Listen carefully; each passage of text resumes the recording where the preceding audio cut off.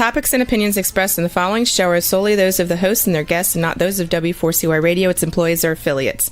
We make no recommendations or endorsements for radio show programs, services, or products mentioned on air or on our web. No liability, explicit or implied, shall be extended to W4CY Radio or its employees or affiliates. Any questions or comments should be directed to those show hosts. Thank you for choosing W4CY Radio. Welcome to the Ask the Expert show on W4CY Radio and Talk4 TV, where we bring you educational information from top local experts in the fields of legal, health, financial, and home improvement. Now sit back and listen to experts in family law, association law, hearing loss, business brokers, home care, along with many other topics. Now here are your hosts, Steve-O and Sophia.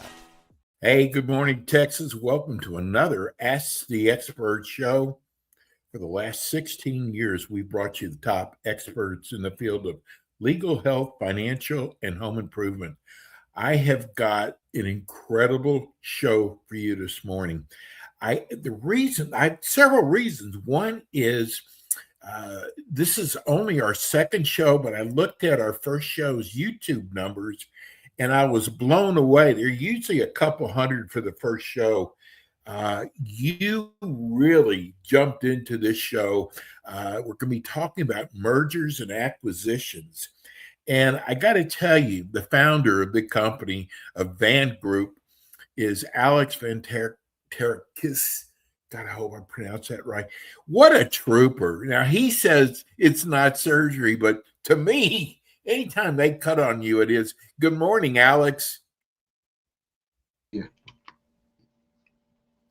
But yes, I'm back from surgery. I don't want to dwell on it, but for those of you that have sciatica that are delaying getting surgery on it, get it right away. It's been a blessing. Thank the Lord I'm able to walk again. I was like the hunchback in Notre Dame for about 10 weeks. But well, I'm so glad you were able to make the show this morning. I have something to share with you and our audience. And I always do this. I always wait till the live show just to get a great reaction. So about 2 days after your show last month, we got a call from a Texas company who does mergers and acquisitions who actually listened to your show. And listen, usually when a competitor contacts us, they usually are very negative and, we're better and you should have us. He was so complimentary of you. I should say it was she. She was so complimentary of your show. She said the information that you were giving out was so right on. And that's an amazing I'm telling you, when your competitor calls and gives you good vibes, it's amazing, Alex. That's wonderful. Thanks for sharing that. I really take pride in our work. I work for our clients, but my real boss is Jesus Christ. So, amen. That's why my work is so good, to be honest with you. And I love all my competitors. I know them all. I know everybody in the neighborhood. I know. I remember somebody else who wanted the show, you knew who they were. But let's tell us about the Van Group. Amen. Van Group's been around. This is its 27th year. I can't believe that. I bought and sold a business 28 years ago. And I love the process of buying, selling, hated owning it. So sold it and got into this industry. And now, we've done almost 1,000 deals. What sets us apart is we are direct, honest communicators of what a seller needs to know. We are extremely accurate in what we tell them. If we have a 97% valuation to sale price rate, meaning if we tell you it's worth $5 million, you're going to get $4.9 to $5 million consistently over the last 27 years. And that's very rare. And we sell them all. We've got over a 90% success rate, and we love it. Wow, that's amazing. Yeah, we cover all of Texas, hands-on all of Texas, but also we work all across the country. So we've sold deals in New York and Ohio and all different states. So thank you for the plug. It's amazing you said that, because we had somebody from New York who was visiting Actually, they were visiting in Houston and saw your show, and he wondered if you cover the New York area. Yeah, absolutely do. Absolutely do. Would love to visit Well, too. hey, let's get to it. First of all, we had another person that asked, do you, if someone wants to buy or sell their business, do you handle both? Absolutely. Absolutely. We help buyers anywhere from first-time buyers like myself 28 years ago to corporations that are looking to expand. We helped a large landscape company in Fort Worth expand by buying a company in Dallas. So yes, we work the gamut on the buy-sell side. Nice. So I've got so many questions for you, and mainly because about 20 years ago, I sold my business. I tried to sell it myself, Alex. And I'm sure you run into a lot of people like that. And Absolutely. what I found were I got a lot of tire kickers that wasted my time. I also had people calling, and my employees would answer the phone. And I wanted to keep this really on the hush hush, and they would find out. And a friend of mine said, why don't you just get a business broker, someone who really understands the business? And I got to tell you, it made all the difference in the world. The only thing is, Alex, is, when it's your business, you think it's worth a lot more, but Absolutely. they kind of brought me down to earth. Yeah. And you know what? That's the hardest part of our job. Really. The hardest part of our job is getting through and over the hurdle of seller expectation of value versus true value. Now, sometimes they match, and man, that's a glorious situation. And when they don't, it's just a conversation that you need to have. But when that happens, it makes the process a lot easier. Okay, we're getting a lot of text in. I've got so many questions. I want to answer this one. A gentleman wants to know, he is in Fort Worth. He wants to know, how do you know when it's the right time to sell? That is an excellent, excellent question. I wrote a book. Marty in Fort Worth. So 20 years or so, I wrote a book called Exit, A Business Owner's Guide to Selling a Company, which is a great guide. And actually, anybody who's on this call or viewing that wants a free PDF copy, email our man here and email me, and I'll send you a PDF version. But anyway, the first chapter, first paragraph says, first step in selling your business is being ready to sell. That is the first step, because if an owner is not ready to sell, financially, they're never going to sell. Meaning, let's say somebody makes $500,000 a year, okay, in EBITDA, adjusted EBITDA, which basically means what a seller receives from the business between the business and other perks and benefits. And that business will be worth, let's say, $2 million. I'm just picking a number, right? Well, if I tell the seller that and they're not ready to sell, $2 million after taxes is $1.6 million. That's 3 times what I make every year. If a seller tells me, I can just work 3 more years and make the same amount of money, that person's not ready to sell. Let's get to the answering the specific question. How do you know when it's time to sell?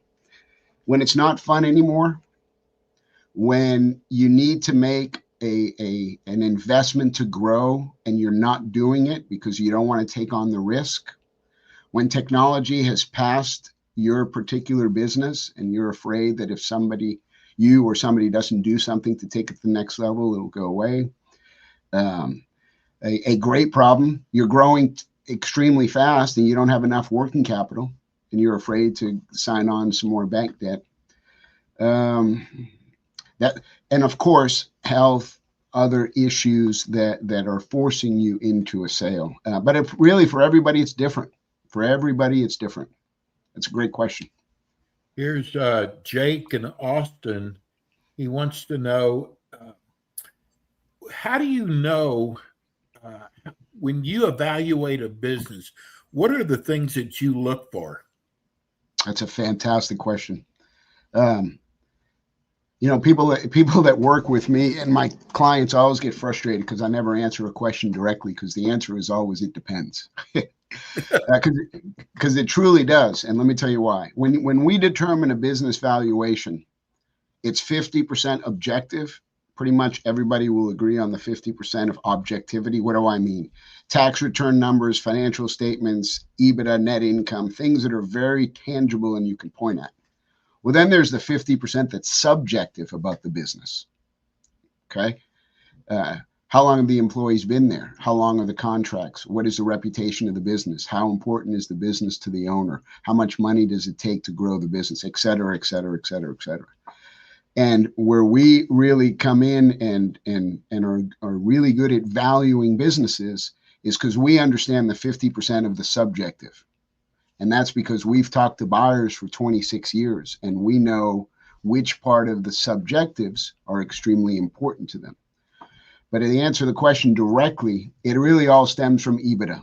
The value of a business is always going to stem from EBITDA, always, always, always. All of the other factors will adjust that number up or down in terms of a multiple.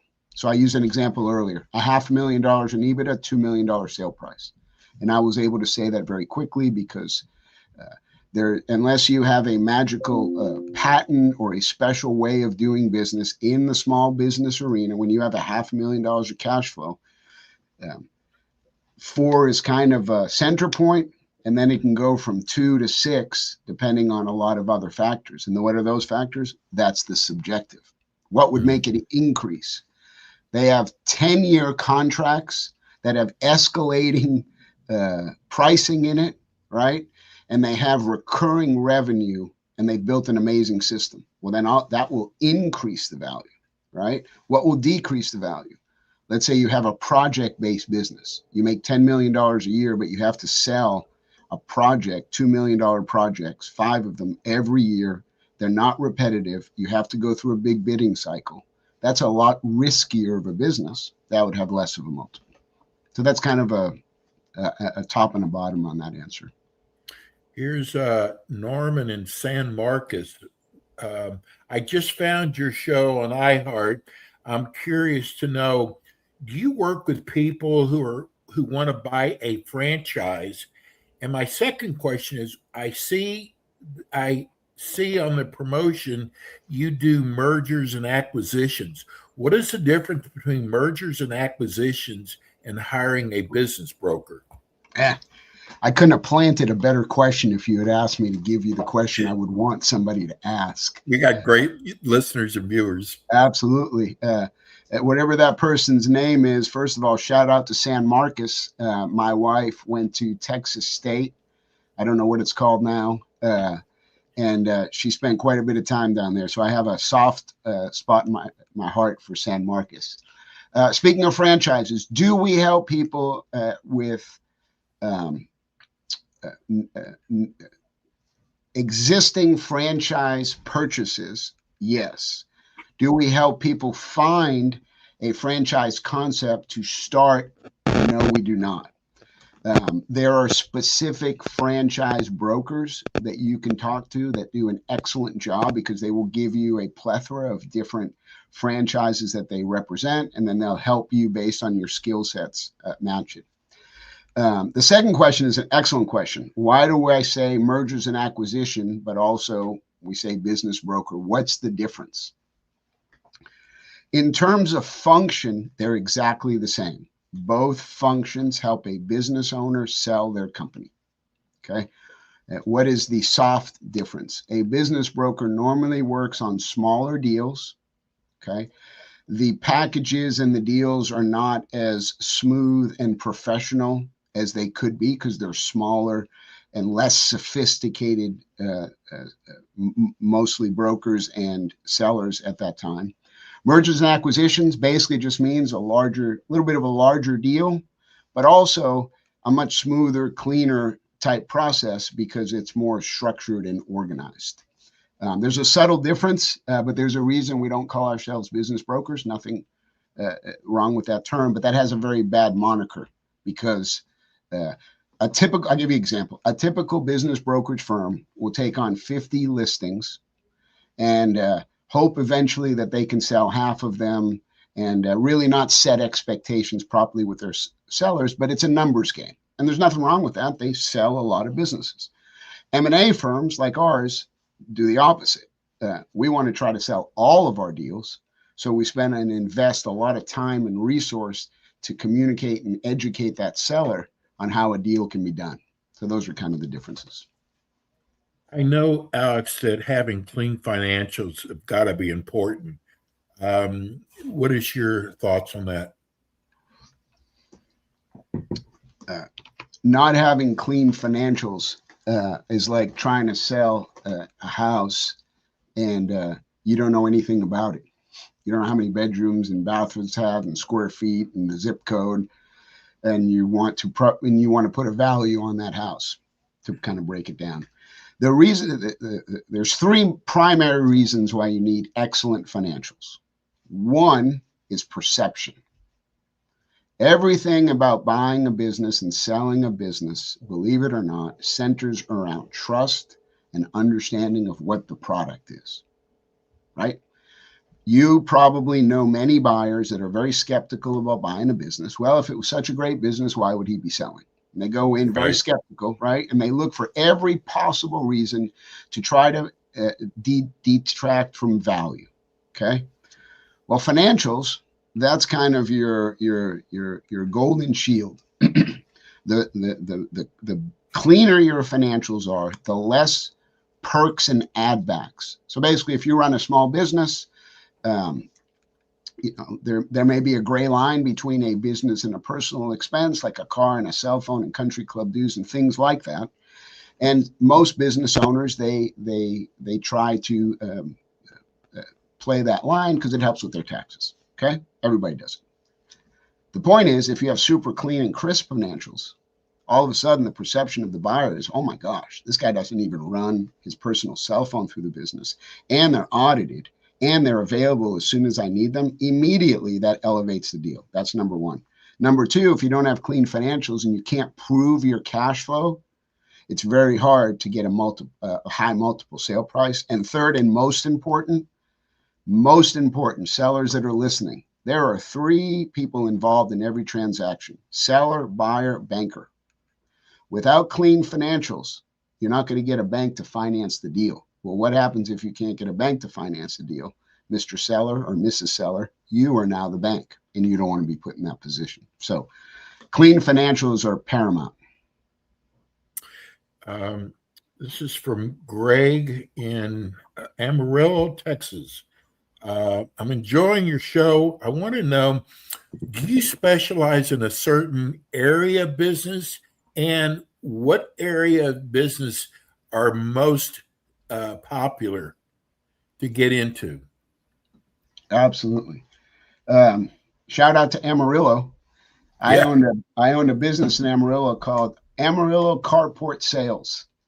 It's a long story on how I got involved with that, but I've got a soft spot for Amarillo. See, I'm yapping and I forgot the question already. Repeat the question. What's a good bit? What area of business do you specialize in? That's right.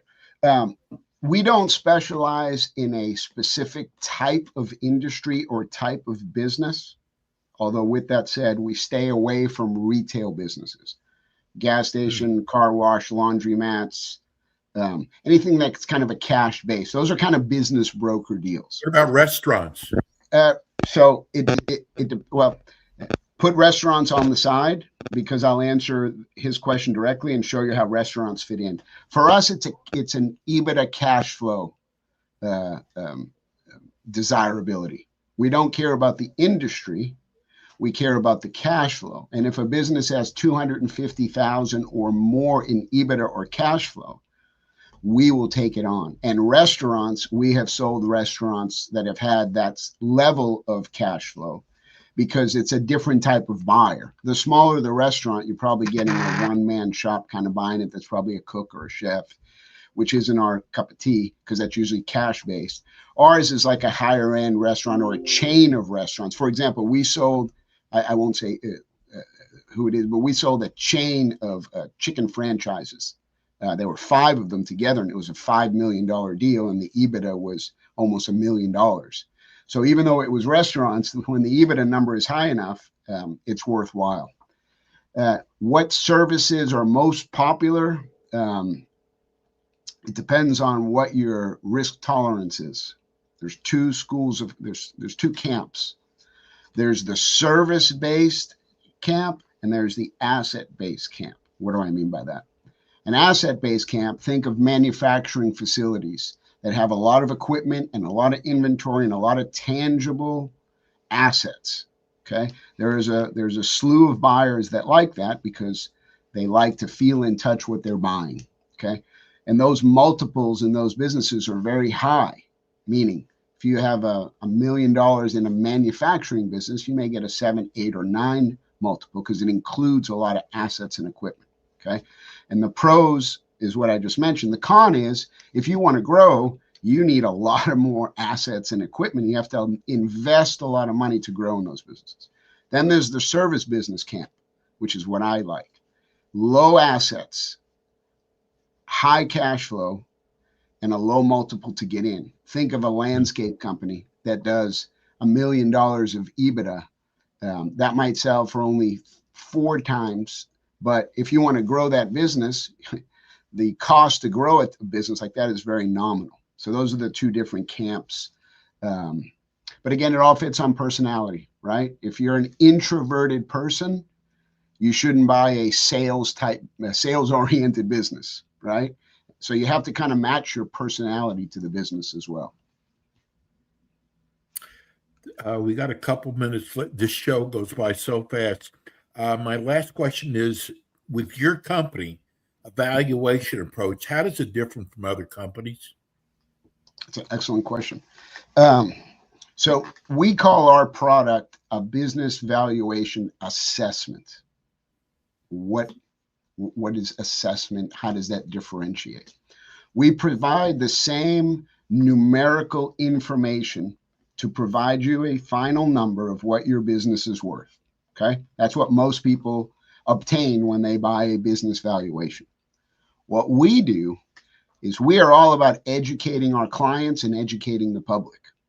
And the more information we give a client that wants to sell beyond the sale price, the better they'll be attuned to maximize their price down the road. So our assessment includes what's called a saleability score. So basically we look at how financeable is it, how easy can it be transitioned, and 4 or 5 other factors, and we come up with a score for them. Well, within that score, it tells them these are all the things that are adding to your value, and these are all the things that are detracting from your value. And that report to me is much more valuable than the actual valuation, because if they follow our advice, they'll maximize their value. And I'll squeeze this in before we get off. I'll give you a perfect example. We had a gentleman that came in and he wanted to sell an auto repair shop, and it was worth $800,000. And he was working with Dwayne Evans, one of our excellent managing directors. And the seller said, I want more money. Dwayne laid out a plan for him. Here you go. Come back in a year. He came back in a year. It was worth $1.2 million. The seller said, wow, that was pretty cool. Let's do that again. Gave him another list. Long story short, 4 years later, I think, they sold it for $2.2 million. And all he did was follow exactly the plan that Dwayne gave. And what was that plan? Just to let you know, it's all of the things that buyers tell us they're looking for in a business. So what we do is we take all of the knowledge from the buyers. And when we talk to our sellers, it's not us telling them, it's the buyers telling them. And that's a big thing that sets us apart. Alex, we've been giving out your phone number and your website address to all the people who texted us, but tell people how they can reach you. Absolutely. The website, the name of the company is The Vant Group, and the website is www.thevantgroup.com. I am at alex@thevantgroup.com. And frankly, I love talking to people about deals. My cell phone's 972-742-2220. Feel free to call me anytime. And I just found out during our show, we're both believers. God bless you, bro. Amen. Next time Alex, we'll talk about Jesus more. Yes. Hey, Alex will be back again with us next month. You can, if you missed part of the show, you can go to iHeart or Spotify under Ask the Experts. mergers and acquisitions. And Alex, thank you so much. Hey, continue getting well. Godspeed. Amen. Bless you all. Thank you. That's the Vant Group. They're amazing, folks. If you know someone, if you're trying to sell or buy a business, they're the people to do it. Hey, that's going to do it for us today. We'll be back in with you next week with more Ask the Expert. Thanks for tuning in today to the Ask the Expert show on W4CY Radio and Talk4 TV. Tune in next week and every week to hear more from our experts on personal injury, insurance, air condition repairs, estate planning, Medicare, and many other topics in the areas of legal, health, financial, and home improvement. See you next week.